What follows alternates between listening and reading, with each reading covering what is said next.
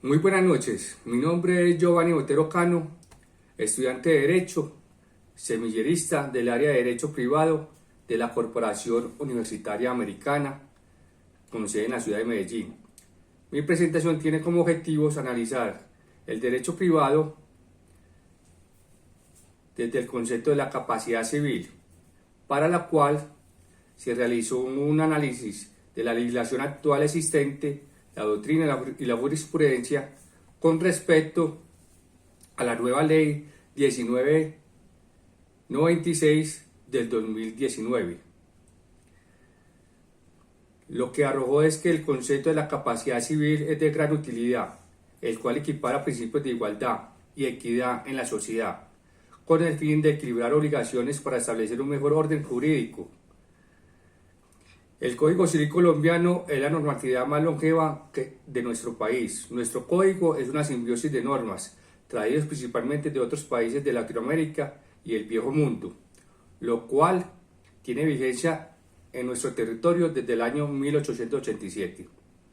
El concepto de capacidad debió ser revisado en nuestro Estatuto Civil para ponerse a tono con los adelantos jurídicos modernos y estar acorde a las realidades de nuestra sociedad.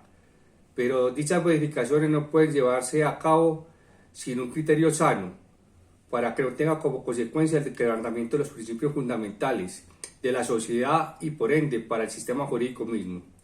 El concepto de capacidad de ejercicio está fuertemente vinculado al principio de la autonomía de la voluntad, conforme al cual se reconoce a los particulares la potestad de regular sus propias relaciones jurídicas, al crear la regla de derecho de obligatorio cumplimiento para las partes involucradas en el negocio jurídico. Sin embargo, las consecuencias que se derivan del concepto de capacidad de ejercicio alude más al concepto de la validez de la norma jurídica, que tanto preocupa al derecho. Como se verá, la capacidad legal de las personas con discapacidad mental absoluta es un tema que genera fuertes controversias, ya que actualmente el acto de un negocio jurídico no produce efectos cuando una de las partes tiene esta condición. La capacidad jurídica es considerada como la facultad que tienen las personas de ser titulares de derecho. Por lo tanto, estas adquieren una doble dimensión a partir de la capacidad de goce y la capacidad de ejercicio. La primera considerada como la aptitud para ser titular de derechos y obligaciones. La segunda como la posibilidad que tiene el sujeto de ejercer los derechos, cumplir con las obligaciones y comparecer en juicio por derecho propio. La personalidad jurídica es valorada como un derecho fundamental del que goza cualquier persona como titular de derecho. Relaciones jurídicas, esas se componen de algunos atributos como es el estado civil, el nombre, la nacionalidad, la capacidad, el patrimonio y el domicilio. De eso se desprende que la capacidad como atributo de la personalidad debe ser considerada como un derecho fundamental que se concede a todo ser humano desde su nacimiento hasta su muerte.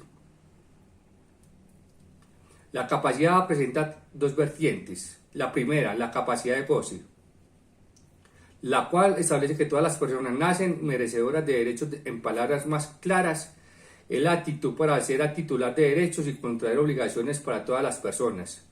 La segunda, la capacidad de ejercicio, es la facultad para disponer de esos derechos y poder celebrar negocios jurídicos, sin dejar a un lado que todas las personas dispongan de ese derecho, ya que tendrán como requisito, primero, cumplir mayoría de edad. Segundo, tendrán que tener estabilidad emocional y madurez. Estos serán quienes gozarán de una capacidad de goce. Será porque para tener esa capacidad se debe poseer una voluntad. La incapacidad legal. Cuando nos encontramos o nos centramos en que en la capacidad legal vemos que solo la podrán tener algunas personas que por la ley, según los requisitos establecidos en la norma, son los que tendrán la actitud para poder obrar y entrar en la vida jurídica, contrayendo o celebrando actos jurídicos. Está presente dos características. La incapacidad absoluta, establecida en el artículo 504, que son quienes no se pueden dar a entender, como los impúberes, niños de 0 a 12 años, los sordomudos, En algunos casos, los dementes, estos tendrán la prohibición de ejecución de un acto jurídico. Para la celebración de esto se necesita siempre la intervención directa de un representante legal o tutor o curador. Por ser incapacidad absoluta, no será subsanable, así que su efecto es la nulidad de dicho acto jurídico. Esa nulidad puede ser declarada por el juez o a solicitud del Ministerio Público. La incapacidad relativa.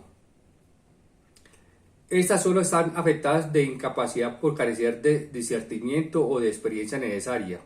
Están naturalmente inhabilitados para celebrar actos jurídicos.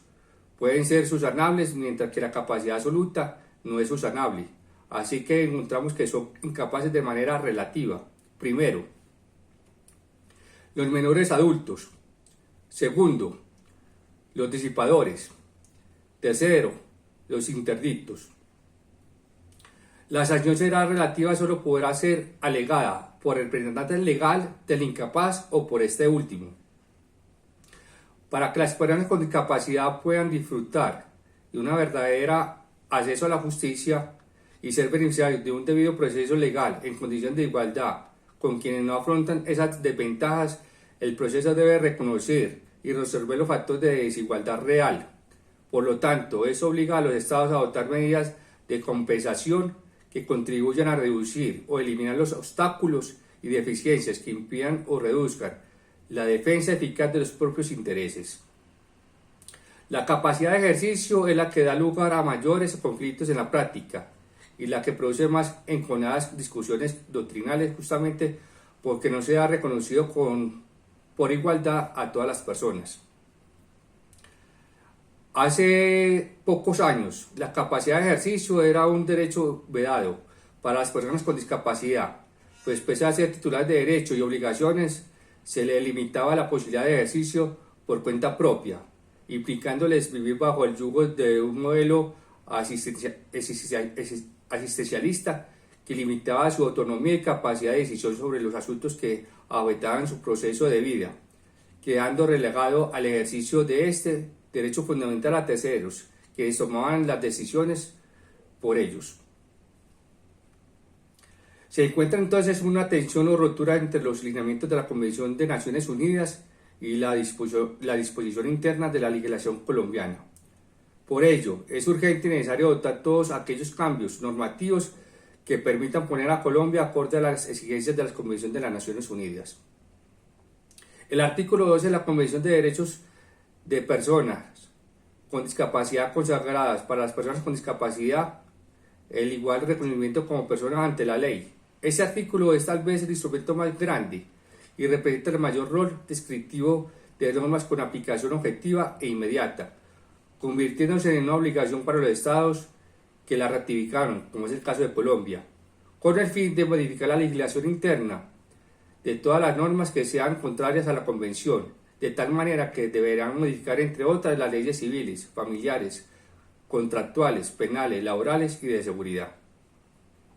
Es por lo anterior que el Estado colombiano estableció la Ley 1996 de 2019, el cual inicia o incorpora cambios sustanciales en el tratamiento de las personas con discapacidad mental y elimina la limitación de la capacidad legal o de ejercicio, que con respecto a ellas contempla el artículo 104 del Código Civil. En consecuencia, se derogan, entre otras disposiciones, los artículos de la Ley 1306 de 2009, dentro de las cuales se definen las circunstancias que permiten declarar bajo interdicción a una persona en condición de discapacidad mental absoluta, en los términos que preveía el artículo 17, o inhábil, a quienes se encontraban en los parámetros previstos para la discapacidad mental relativa, conforme al artículo 32 de la presente ley. Los cambios que se establecieron con la Ley 1996 de 2019, ahora bien, el artículo 57 del nuevo régimen de capacidad legal de las personas con discapacidad modifica el artículo 504 del Código Civil.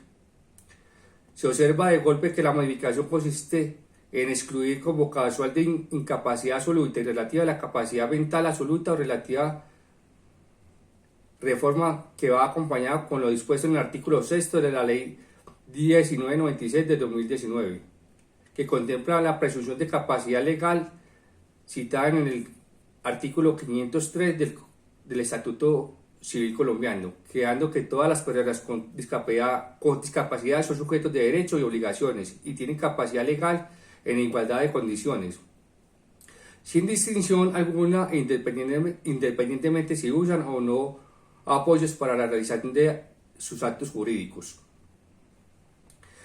En ningún caso, la existencia de una discapacidad podrá ser motivo para la restricción de la capacidad de ejercicio de una persona. La presunción aplicará también para el ejercicio de los derechos laborales de las personas con discapacidad, protegiendo su vinculación e inclusión laboral. La capacidad de ejercicio, hoy debemos entender que la discapacidad mental absoluta relativa ya no es causal de limitación de la capacidad de ejercicio y que por lo tanto la capacidad legal de estas personas se presume expresamente por esta nueva ley. La designación judicial de apoyos a la que se hace referencia conforme al artículo 32 de la nueva ley es el proceso judicial por medio del cual se designan apoyos formales a una persona con discapacidad mayor de edad para el ejercicio de su capacidad legal frente a uno o varios actos jurídicos en concreto. Desafortunadamente se observa que los plazos determinados para la implementación de las reglamentaciones y capacitaciones necesarias para el cabal acatamiento de esta nueva ley no fueron acompasados, pues hoy hay plazos de 12, 18 y hasta 36 meses para su implementación, pero de manera inmediata se ordenó declarar la suspensión de los procesos de interdicción o inhabilitación en curso. El Gobierno Nacional deberá garantizar el cumplimiento de estas medidas expidiendo reglamentaciones para que sean aplicadas en las notarías, juzgados y centros de conciliación, tanto públicos como privados, exigiéndoles hacer los ajustes razonables tanto físicos, humanos, tecnológicos necesarios, so pena de que lo actuado se vicie de nulidad relativa. Muchas gracias.